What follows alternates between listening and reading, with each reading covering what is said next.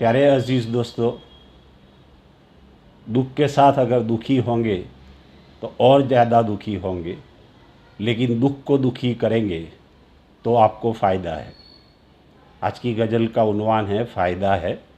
ना समझ बन के ज़िंदगी जी लेने में फ़ायदा है। घूंट कड़वे ज़िंदगी के पी लेने में फ़ायदा है।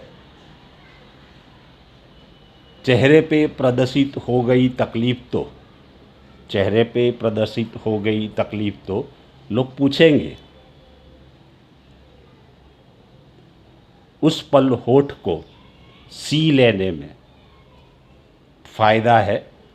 हंसते रोते ज़िंदगी जीना तो पड़ेगा ही तुझे, पर लोगों को मुस्कुराते हुए चेहरे से मिलने में फ़ायदा है। बंद हो मुट्ठी तो लाख की, खुल गई तो फिर खाक की। अपने पराए सामने अपनी मुट्ठी खोलकर तुझे क्या फ़ायदा है।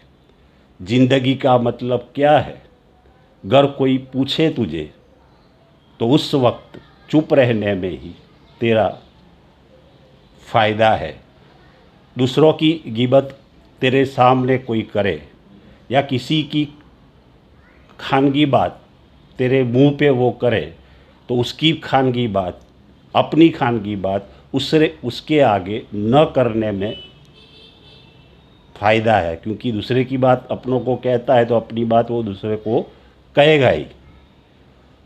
अपनी औकात अपनी हैसियत का पता होगा ही तुझे, फिर बेसबब दिखावा करने में और बर्बाद होने में तुझे क्या फ़ायदा है। दर्पण का स्वभाव होता है अनीदार, उसके सामने खड़े रहकर वो जो कुछ कहे स्वीकार कर लेने में फ़ायदा है। सिर्फ कहने के लिए तो कहते हैं बहुत कुछ, प्यार और मोहब्बत में कोई की खातिर कोई नहीं मरता दोस्तों, ये समझ लेने की बात है और उसमें फ़ायदा है। सच्चे दिल से नेक नियत से मेहनत कर तू समीर, फिर सब कुछ रब के आगे छोड़ देने में फ़ायदा है। मैंने बताया कि इस चीज़ों में फ़ायदा है।